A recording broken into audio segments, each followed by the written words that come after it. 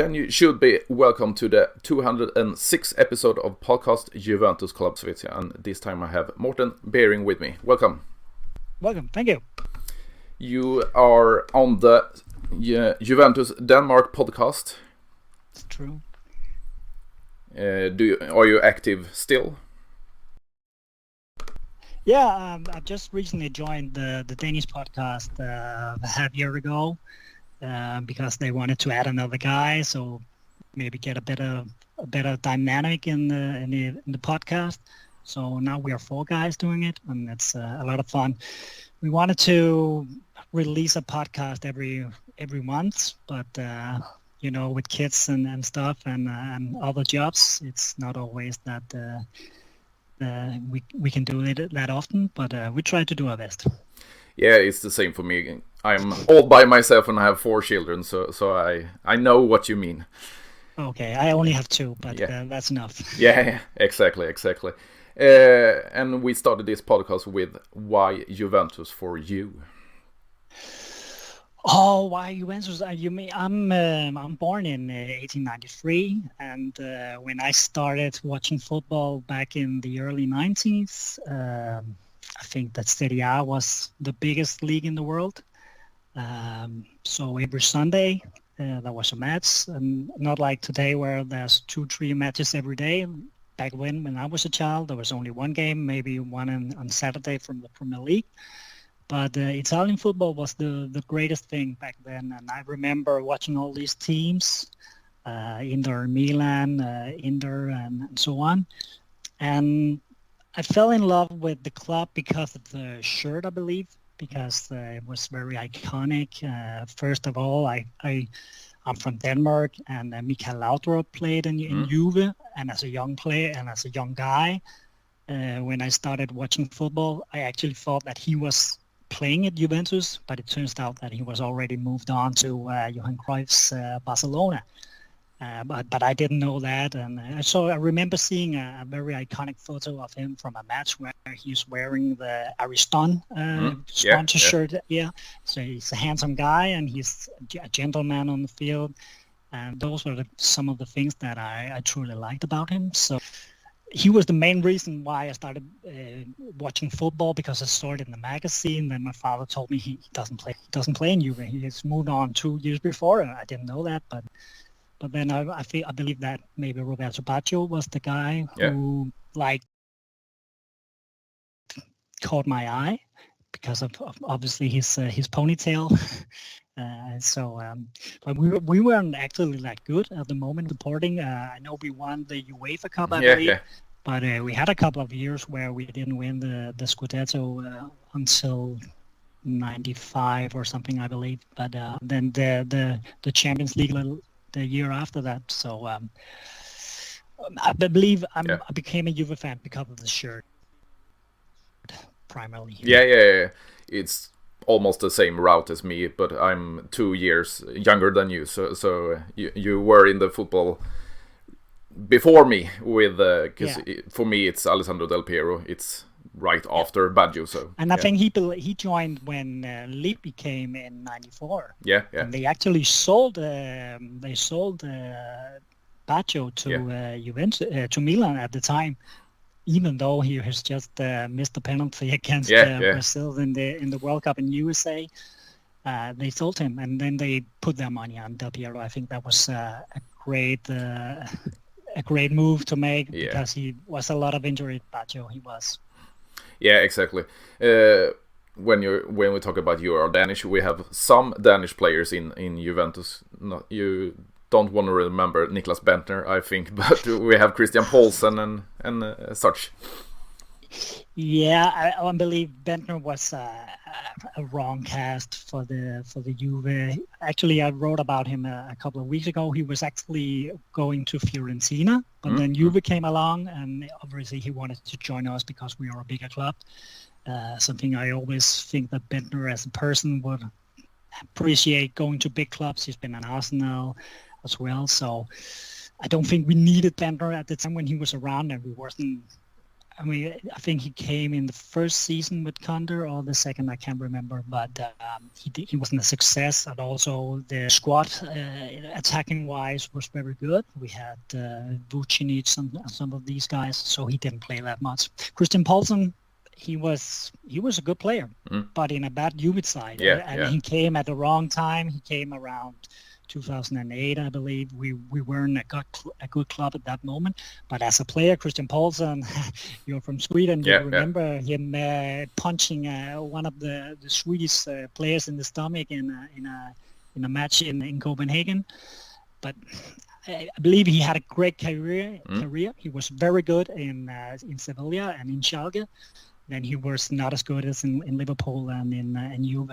But actually, when we're talking about these guys, way back in the 60s and 70s, I think we had some of the best Danish players playing at Juve. You could only have 2 players from outside of Italy back then.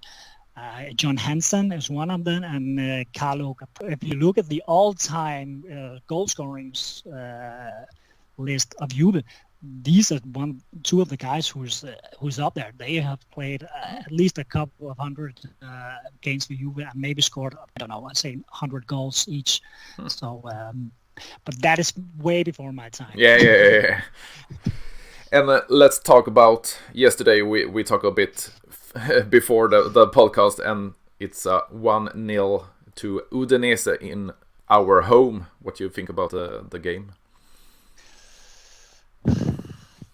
I think this might be the worst Juve performance I can remember since Empoli, the match between where we lost the 10 points last season. After this is by far the worst experience I've seen Juve. I think we are playing without any intensity. We're playing with attitude. The ball movement was very slow, and I actually feel like that.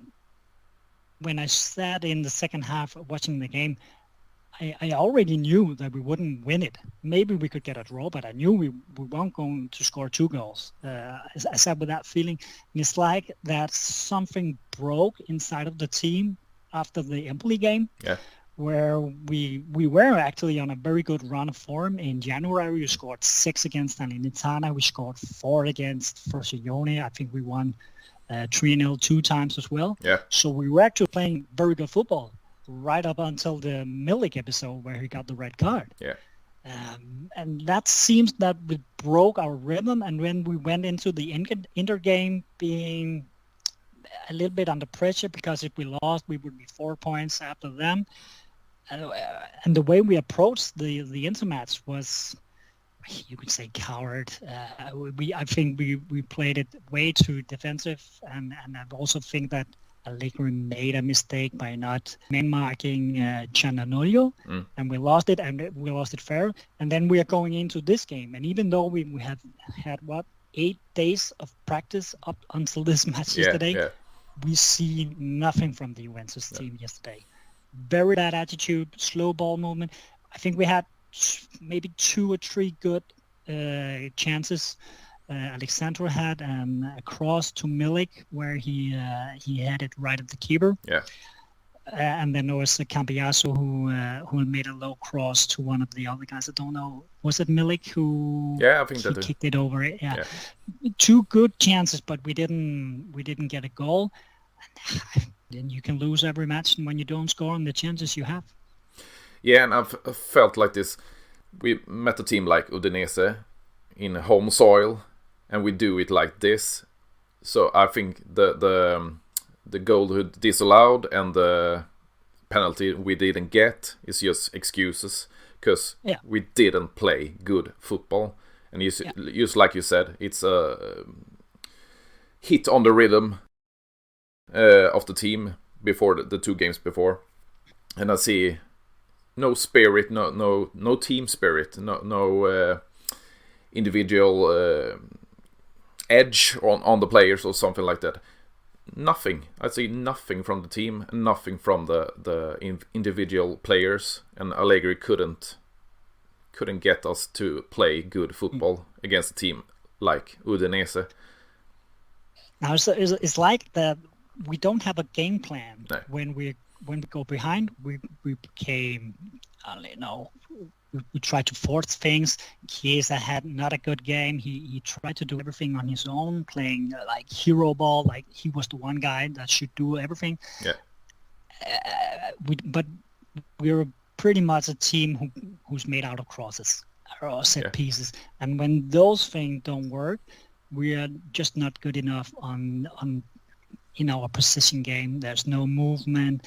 And I think maybe the biggest problem that I think under Allegri is that when we are playing our possession game, look at it, almost every player uses 2, 3, 4 touches and not taking any risk. And I think that is what he wants the players to do. What I would like to see is when we are playing at the Udinese's half and they're standing in front of their own box, we need to play a lot more with one touches. 4 or 5 passes with one touch where we move from side to side so that you move the ball quicker than the Udinese player can run from side to side.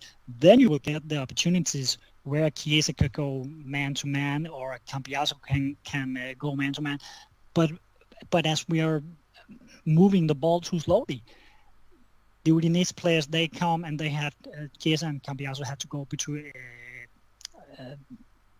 before two guys, and that's a difficult thing to do, even for players like Cambiaso and Chiesa. So it ends up being crosses, and then we, like you said, we score a goal from a set piece.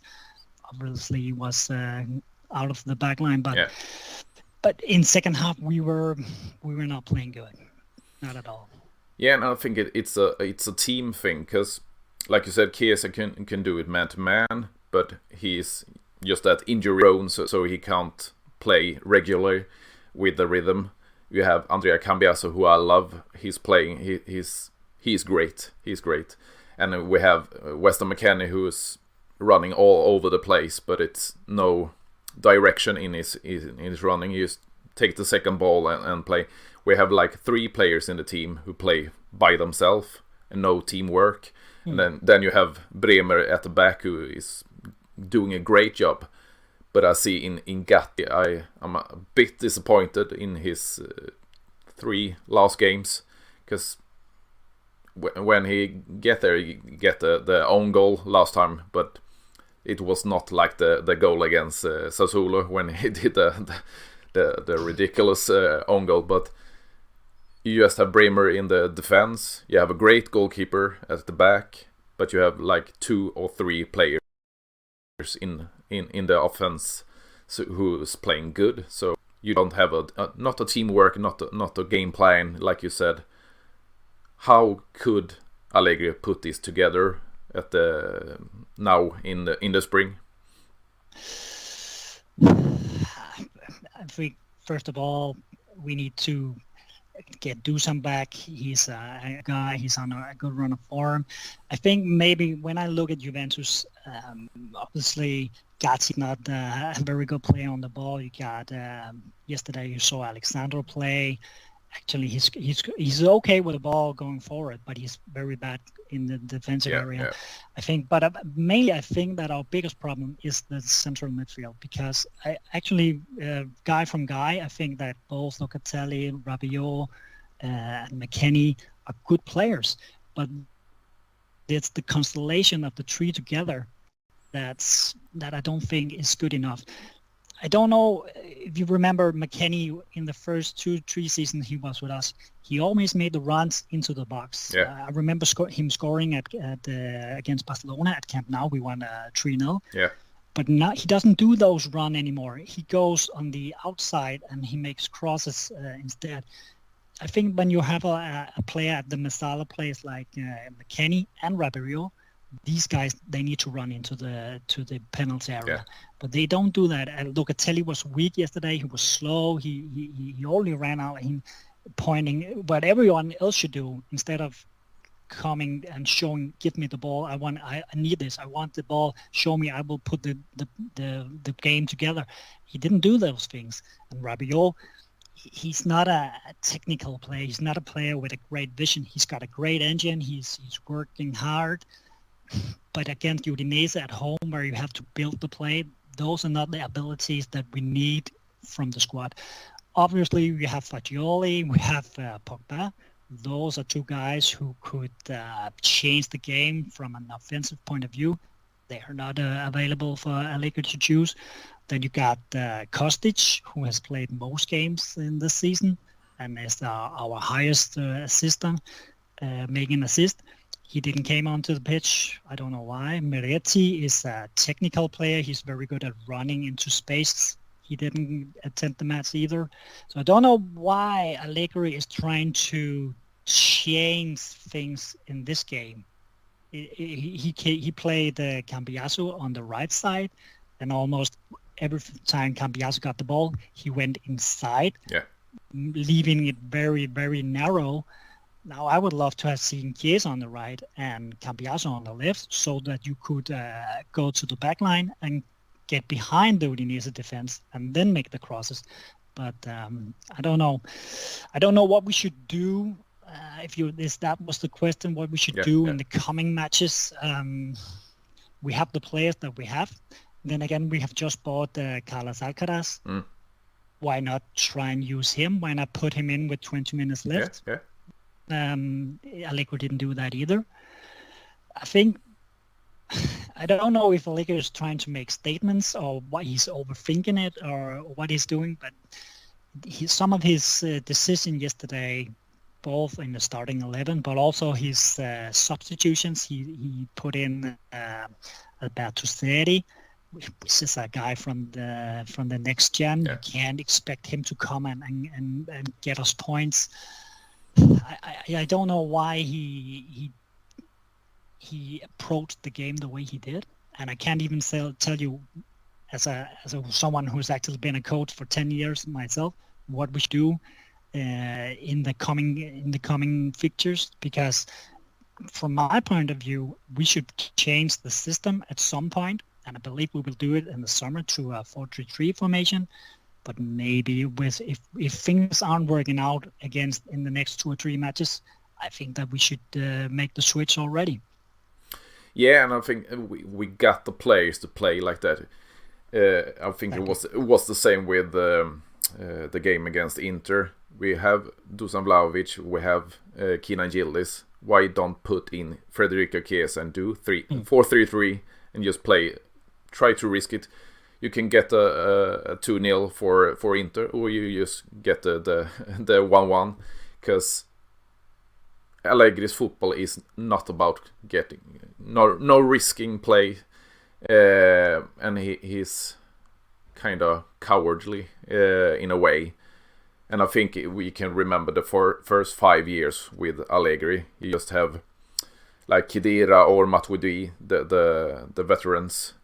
He played World Cup winners. Yeah, and he just wanted players. Now this time he forced to use the youth players, because we have the Pogba situation and we got the Fagioli situation, and we don't have Moise Kean in the team, and he was trying to get away to Atletico de Madrid.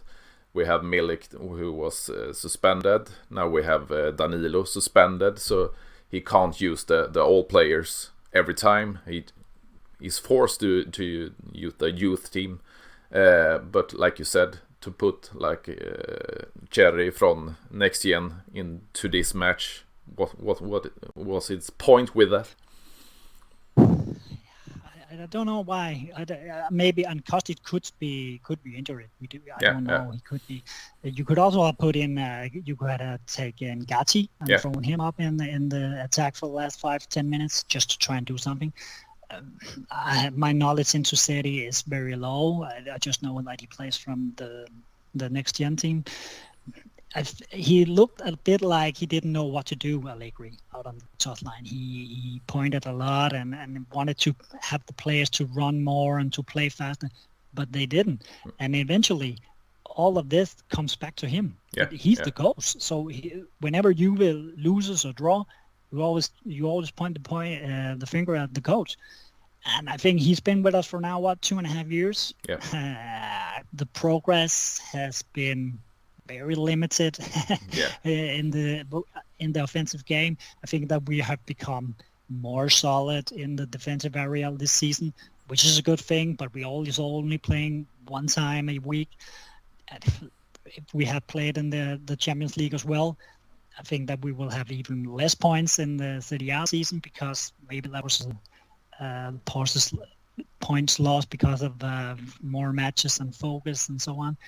And my feeling is that we are moving towards Allegri's departure in the summer. Yeah. I think the same. And what do you think about just Allegri and Cristiano Giuntoli is talking about? Is the fourth place we're playing for is just talk, or do you think that's the plan for the club? I think Giuntoli is a smart man. He's not going to go out because Juve loses to Udinese. He's not going to throw Allegri under the bus.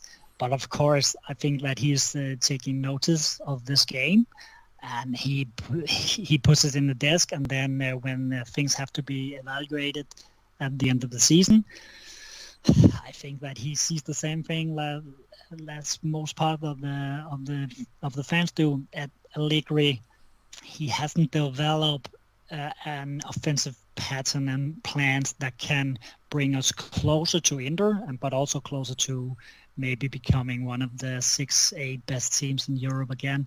I don't see it happening. You could say, now you mentioned Khedira and Matuidi before.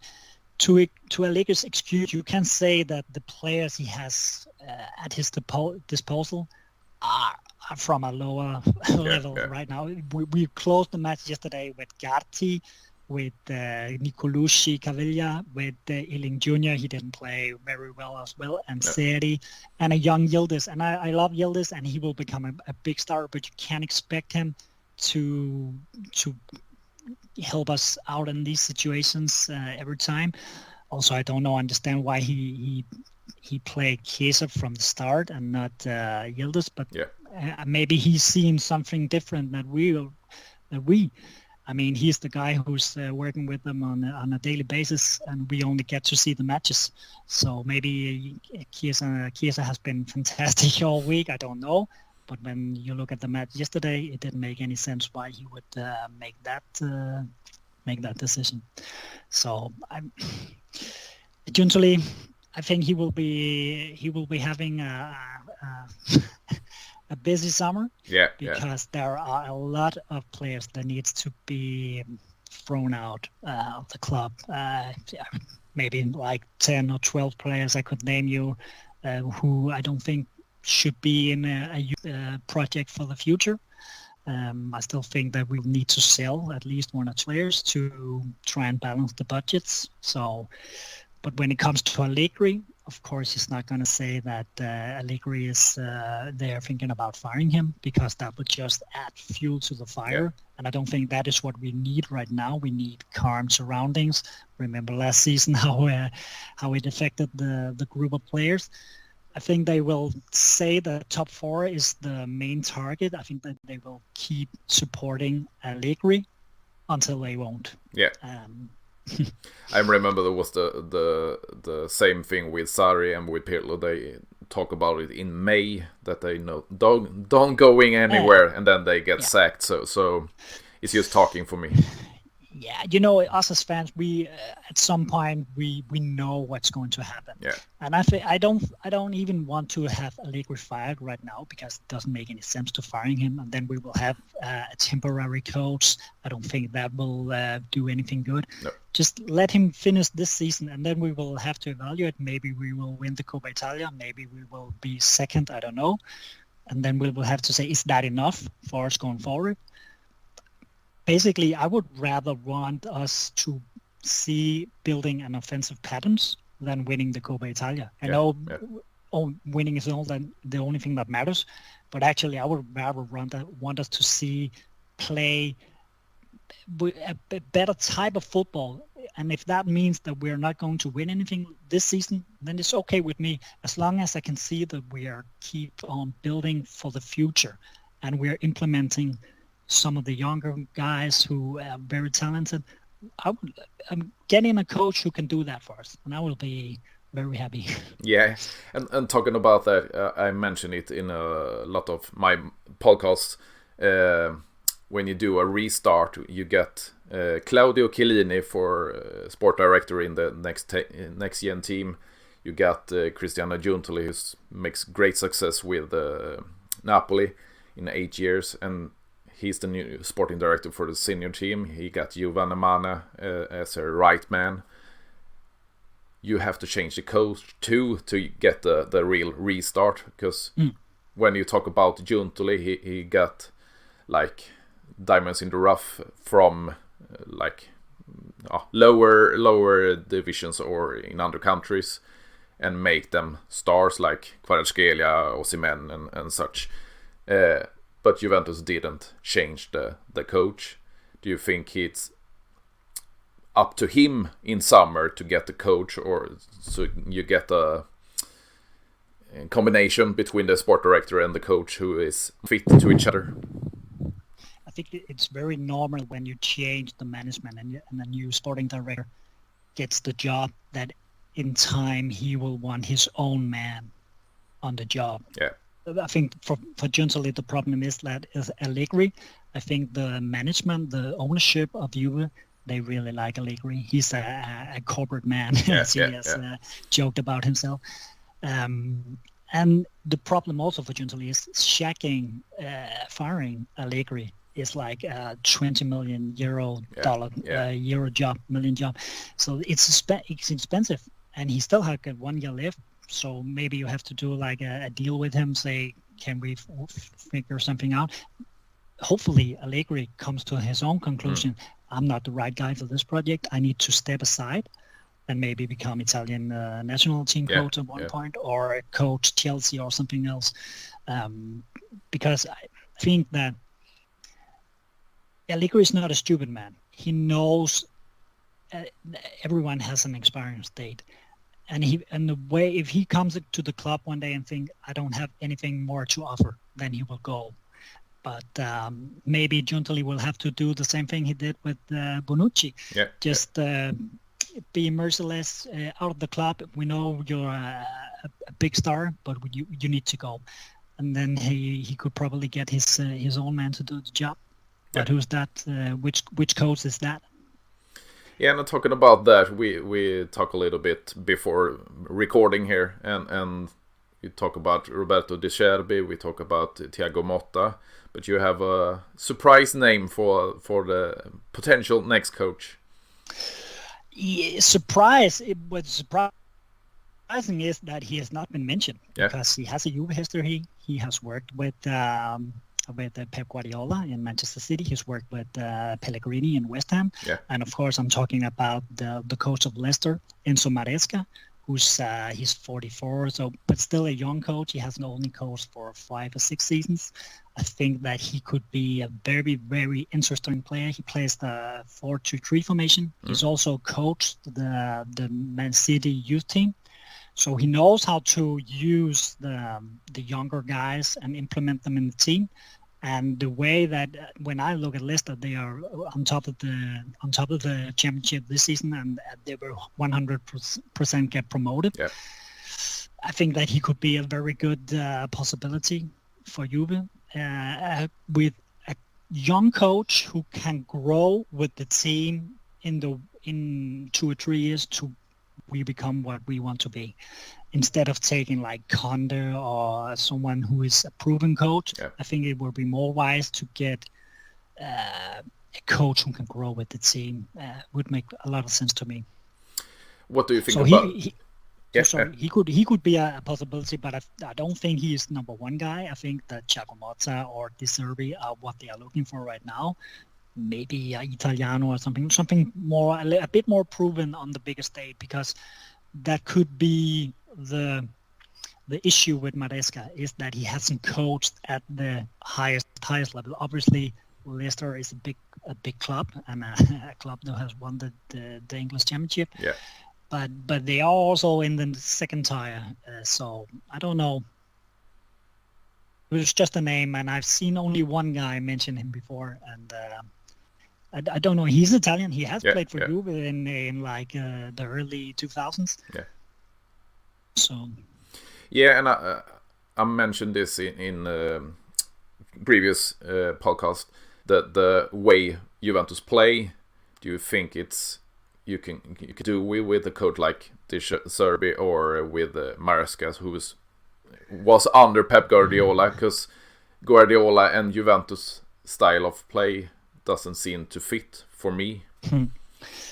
No, you're right about that. We have tried it before when we took Maurizio Sarri, who has quite a similar approach to the game. But the problem back then, the way I see it, was that you got Bonucci, you had Buffon, you had Chiellini, and I even think that Sarri himself said it at one time. These guys, they are not coachable. You can't teach them anything. So they were actually bigger than the coach. Now I think when you're looking at the Juve squad right now, it's not like we have the biggest stars on the scene. And I think like if Chiesa and Locatelli and Prema and so on are the top guys of the squad, they wouldn't see Maresca or De Zerbi or Thiago Motta as someone they wouldn't I don't know what's the name. They will have his back, I believe. Yeah. When he's saying this is the way we want to play, okay, if you say that, we will do that. I think when with Bonucci and Chiellini, they looked at Sarri and they said, "Who are you? You didn't even win anything with Napoli, and now you're coming and telling us how to play."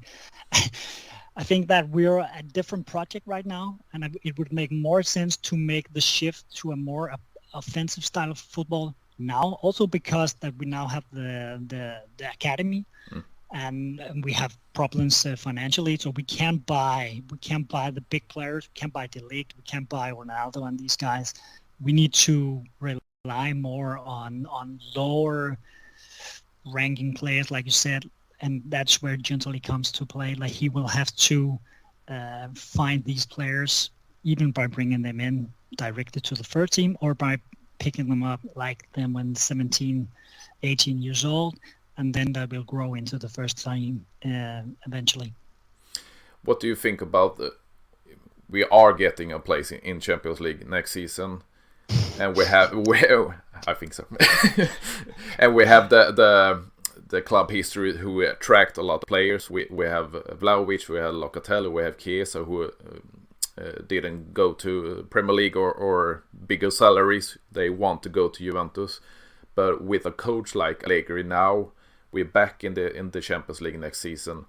Do you think if he's playing the last year of his contract, do you think we can attract the same players?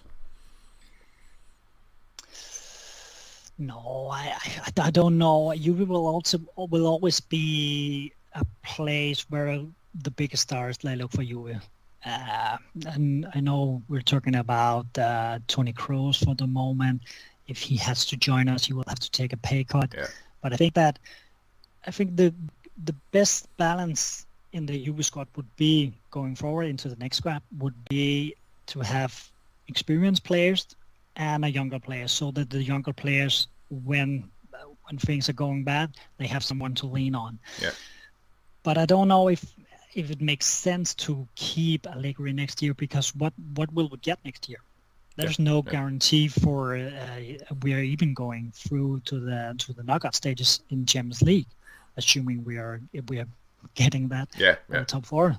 I think that's more likely than anything. But of course, if we keep playing the way we play now, nothing is certain.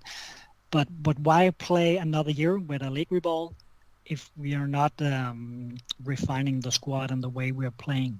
Then I don't see the benefit of keeping him.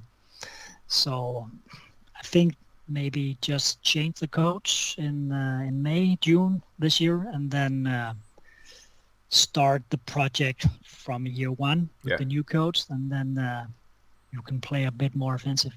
And I don't think we're talking about Kroos, we're talking about seen rumors about Jorginho. These are old players.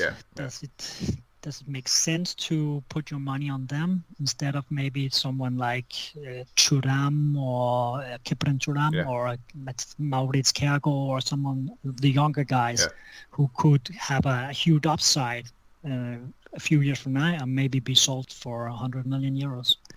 Yeah, I think both Kroos and Jorginho is played for Allegri, but not the new coach. They are Allegri players. Yeah. But I think actually if you had like 8 or 10 guys of that level, you would be playing. I think we should look at Inter.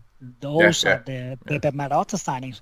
Exactly. I actually said exactly 1 year ago, I had a tweet about Juve should try and buy Benjamin Pavard, because I think that he would be the perfect right back for us, or right center back.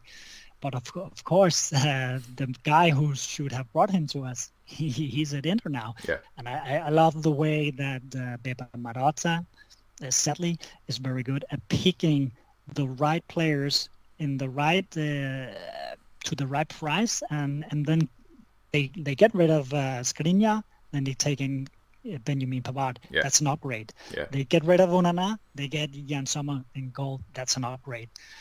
They sell Brozovic. He go to Saudi Arabia. They get Fatesi, and in attack they leave Edin Dzeko and Lukaku, and then they get Marcus Thuram. Yeah. That's 4 better players than what they already had, and I don't even think they spent like 30 millions on getting those 4 players.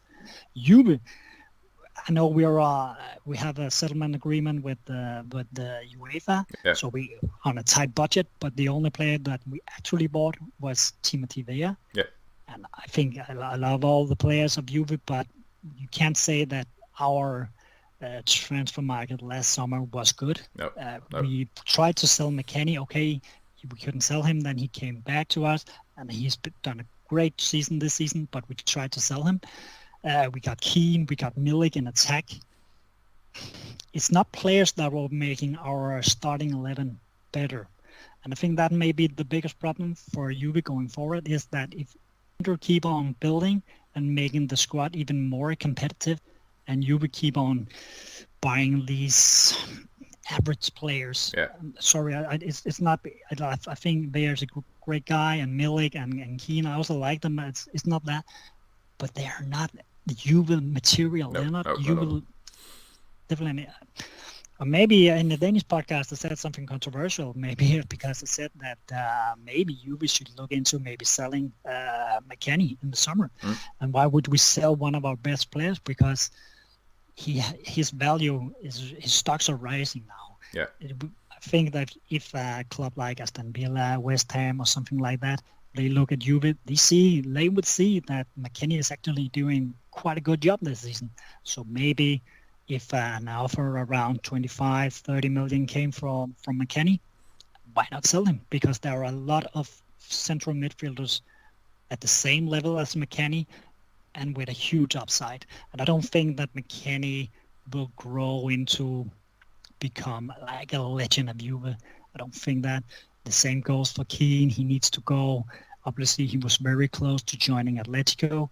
For me, he's a player that must leave as one of the first thing. Yeah, Alexandro, Alexandro, and even Rabiot could be questioned. Does it make sense? He's been with us for 5 years now, and that means that we can't use the tax difference anymore. So we will to pay, instead of paying 9 million next year, we will have to pay 13 or 14 million next year for him.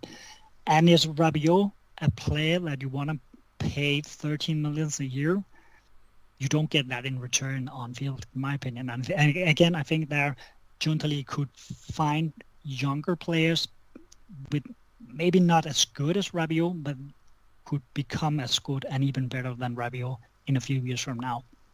Yeah, I think, because I read yesterday, I think Inter just secure just Zielinski and Taremi, just 2 new bosman players. We get Jallo, who was already going to Inter as bosman in the summer, but we pay a little bit.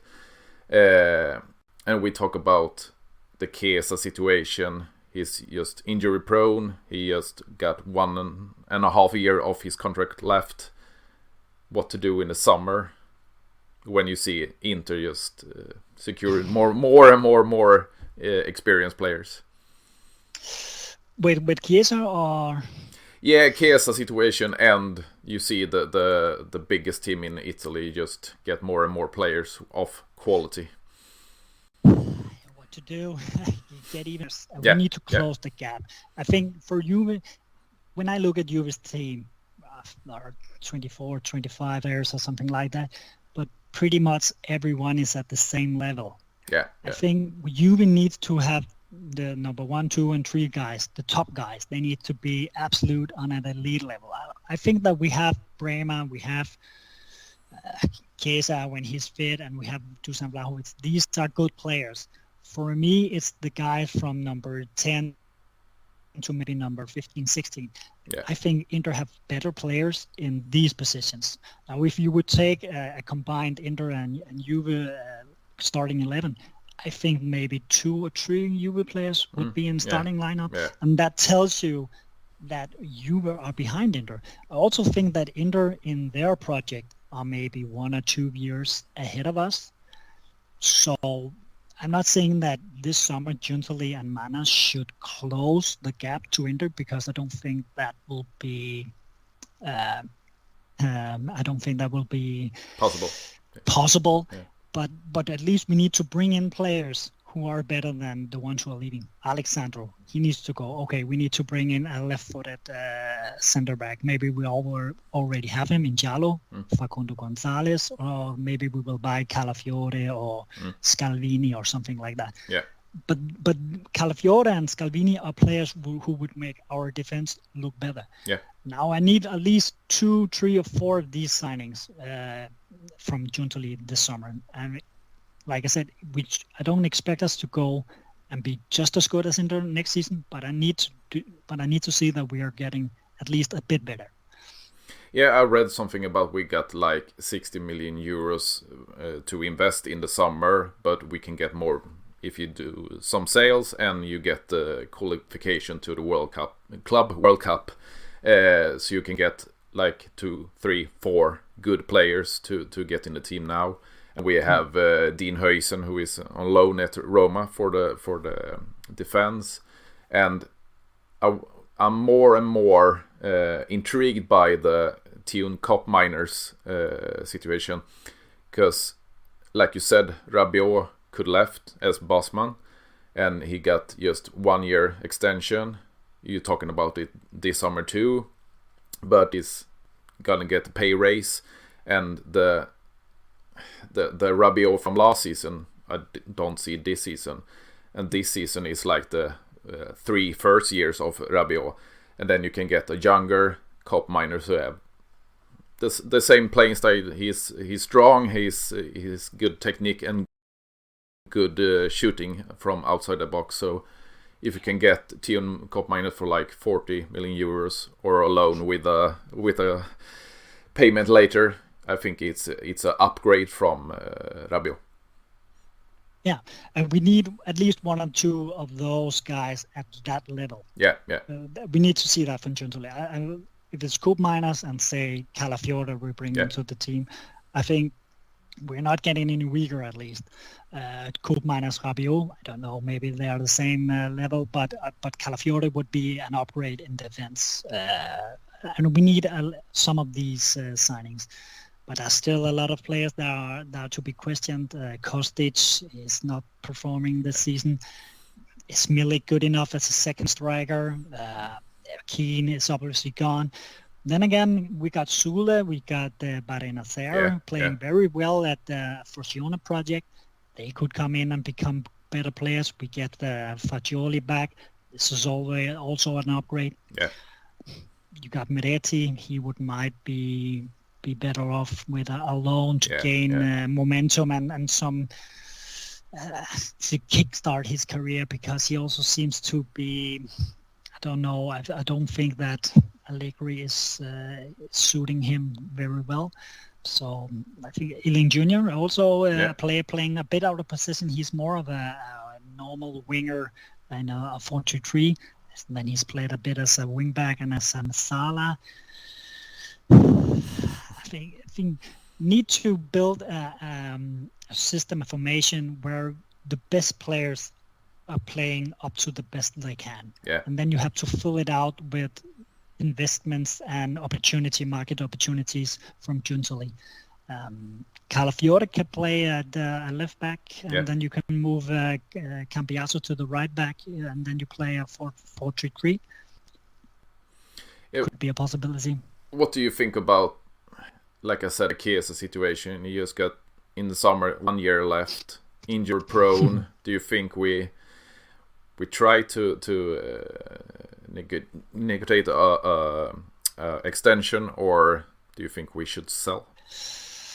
I think we will try to negotiate a new deal with him, but honestly, I'm not sure that would be smart. I really like Chiesa. I think he's a very good player, and we see what he can do. And maybe, I don't know, if we're thinking about changing the formation and him going to, let's say, a left winger that would suit him better, then it makes sense to continue the work and renew him. But if we keep on with playing 3-5-2, then maybe we should look for another player. Also, Chiesa wants a pay raise, and I'm not. Can we sit here and say that Chiesa have deserved that? Nope. Should he go to the level of Pogba and Dusan Vlahovic and these guys? He hasn't shown us since his injury that he can maintain the quality over, let's say, 3 months, 4 months. There are good matches from him from time to time. I'm not saying he's a bad player. He had a very good start of the season this season with him and Dusan scoring and assisting a lot. Then he's been a bit in and out of the team. So I don't know. I can't say that if he leaves and we get, I don't know, 70, 80 million for him and he moves to Liverpool, I know he would do very good at Liverpool, and I know that I will be sad about him leaving because, look at how good he is. But on the other hand, there's no security in keeping him. He could ruin his knee again and be out for 10 months one more time, and we would pay a lot of money that could be reinvested better. So the same goes for Dusan. He's in the last season he will pay I think 12 million euros or something like that. It's totally crazy from the old management. They already gave him I had looking at this. He got 1 million euro deal in Fiorentina. We decided to give him 12 million euro. I mean, why that much? I know he was the top scorer of Serie A at the time, but why this much? And they even put an even bigger pay raise in the last season of his contract. It makes no sense. If Arsenal, Chelsea or something comes knocking on the door and want to pay, let's say, 80, 90 million for Dusan Vlahovic, maybe we should consider selling him as well. Yeah. And even the same goes for Bremer. If now there's some rumors about Manchester United wanting to pay close to 100 million for him, if that's the amount of money that they want to pay him, even though he's very good, he is replaceable. The way I see it. So Juve has always been a selling club. We know that. We sold Del Piero, not Del Piero, Zidane and Inzaghi and Pogba and so on. So if big clubs come knocking on our door with big money, we will sell them, and we need to reinvest them better. Yeah, exactly. What do you think about the Pogba situation? We got the court date postponed. And now it's I think it's the 15th, so in 2 days. But we don't read any news about it, so no. I don't think it's to happen.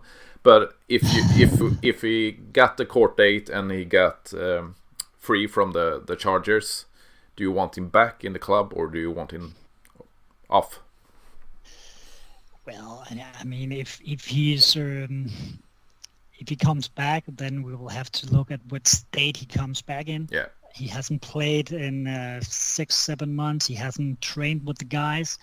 But when he's starting to get minutes again, I think he will just be injured one more time. Yeah. I don't consider him a future of the Juve project. No. I like him. I think that he's got a great career in Juve. But I also think that it was a mistake to bring him back. even though I am, as a fan, was clapping my hands when he came back, because naive as a person can be, you always believe that, wow, no, he's coming and he will do great thing for us. And the most annoying thing is that you saw in the spring of last season, in the matches where he came on in the second half, you could see the potential. You could see how good of a player he is, and the other Juve players, they looked at him, wow, it's Pogba, and then he did the things he did. And then the first match he plays what, 23 minutes or something, and then he's injured. Yeah. We can't rely on that as a club, as a professional club. You can't. He's a top earner. He earns 8 million a year. You could get 4 good players for the same amount of money. So, of course, if he comes back, we will have to deal with it. But I think that they will try to push him on to Saudi Arabia or USA, and then I don't see him as a future of Juve. I don't. What do you think about the financial situation? We got rid of Bonucci, who got a high pay. Dybala, the same thing. Don't extend with him. We now got Alexandro. He's on real high salary for his contribution to the team. And now he's the second most played foreign player in the US history after Nedved. But we got rid of those high salaries, and Juventus extending contracts with players with lower salaries or spread out salaries. We see the losses decrease every season now, and we got capital increase from the stock owners of the team, and we see extra pay off some of the sum. You think we can, with the money or capital from Champions League in a few seasons, get plus results in the financial situation too?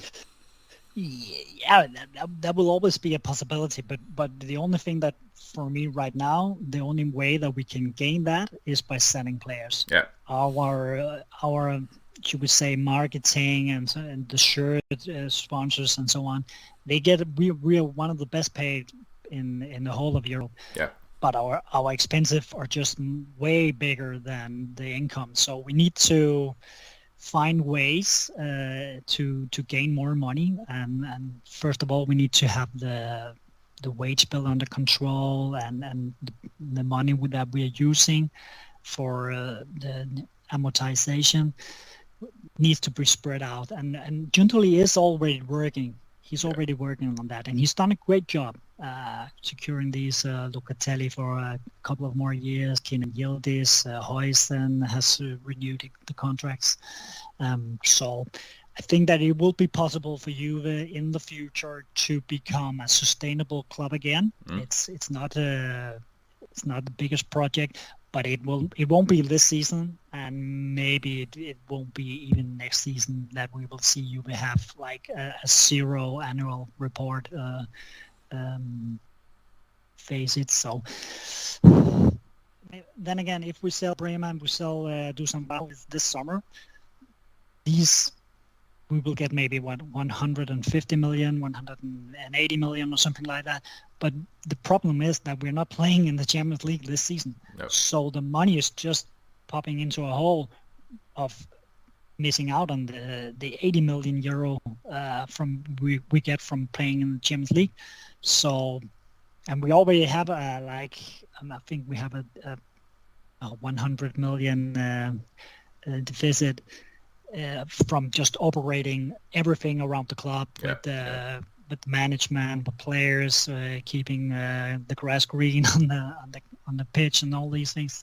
There's a lot of expenses, and all this is 100 million loss. Yeah. So if we sell 2 guys, we will just make break even. Yeah. Yeah, and but I think the good thing about this is now we have the academy, and the academy is pretty cheap to run. But the upside, if just selling one of these guys, selling Sule or Yildiz or something, that will be a huge income for us. A lot of the Juve fans, when I look at Twitter, everyone's saying, "Oh, why doesn't he play? Why doesn't he play?" We need to remember there are only 11 players who can play in every match, and you can't play 11 youngsters from the next gen. Even though the story of it would be very good, some of these guys need to be sold. Of course, Miretti is a guy who's come through from the youth academy, but if he can be sold to 20 million, well, maybe that was something to look into. And a lot of these guys who could potentially be sold and gain money or proven player. Yeah. And what do you think about, you can see Real Madrid and Barcelona, they have a second team. I don't know how much, a long time, but you see a few players in the Real Madrid first team who is from the youth team, but you see a lot in Barcelona from La Masia.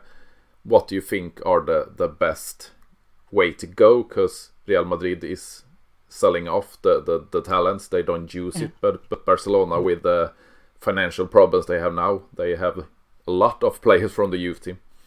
Yeah, I think maybe like a balancing act of using the absolute best young talents that we have in the academy, like Yildiz, maybe Huijsen will come back to us, maybe he could be sold, and then selling some of them and buy even better players who's not been with the youth academy. We see Real Madrid, they bought Endrick, but with money from players they have sold from their academy. Barcelona, as you say, they are a different case. They can't buy top players anymore, so they need to rely on the guys. I've seen Lamine Yamal, he scored in the weekend, very interesting player. But what if United comes knocking on the door for Barcelona? Would they say no to selling him? I don't think the investors in Barcelona could turn down that. Yeah, you see, was it Ansu Fati who went to Brighton or something like that? Yeah, and Brighton. yeah. So, but yeah, that's the good thing about the academy, is that you can sell the players, and then they will come new next year, and then you can sell them.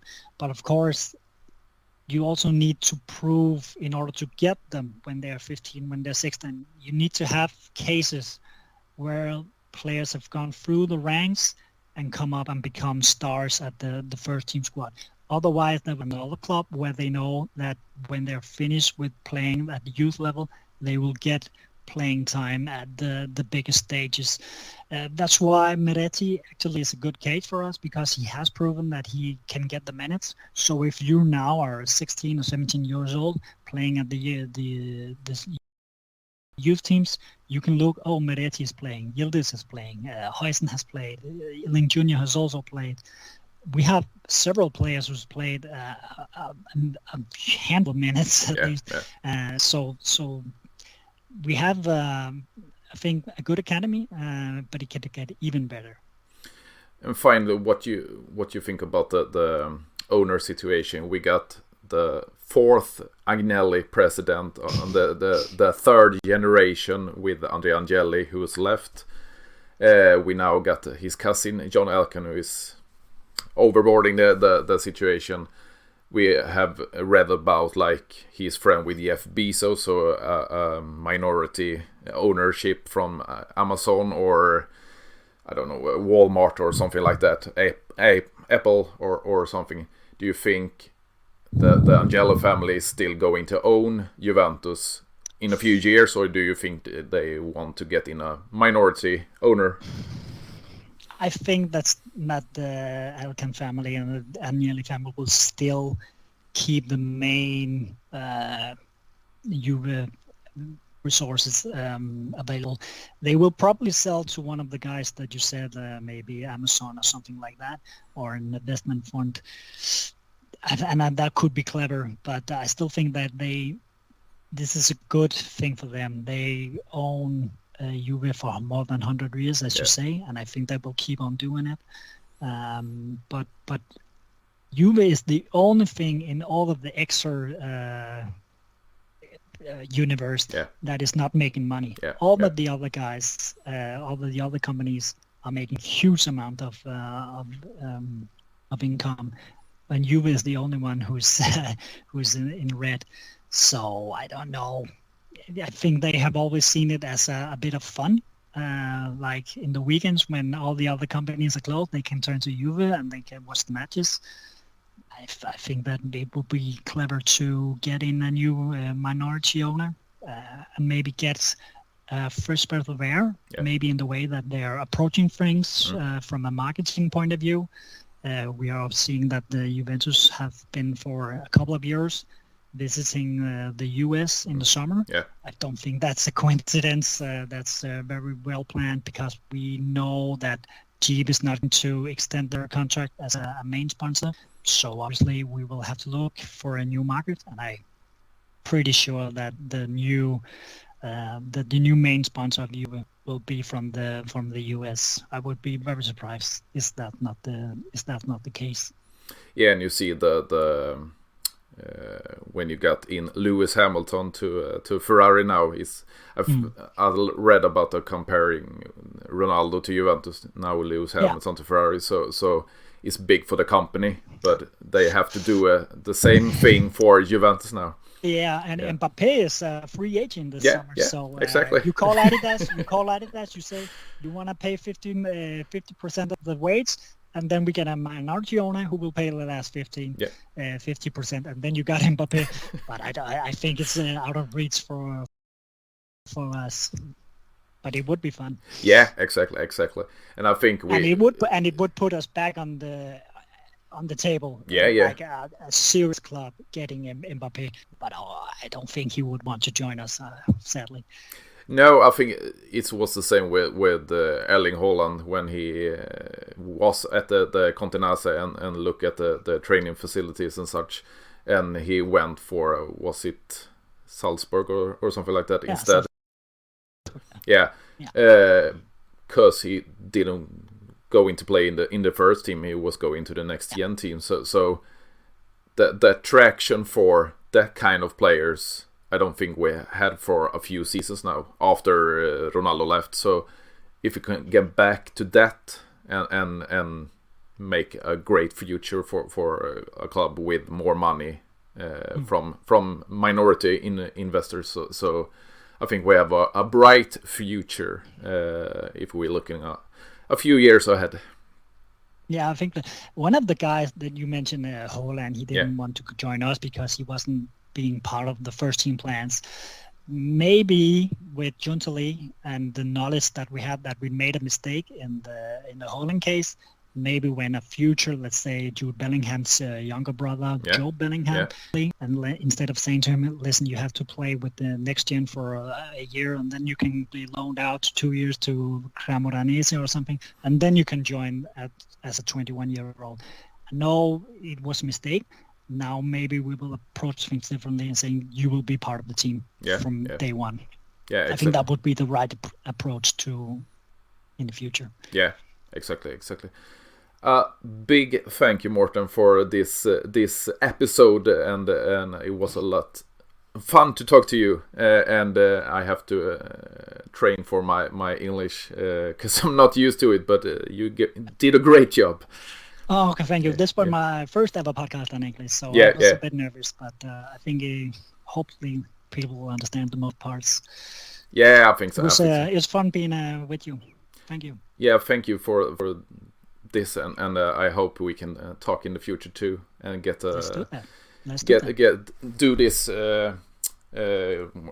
what you call it, northern compatriots.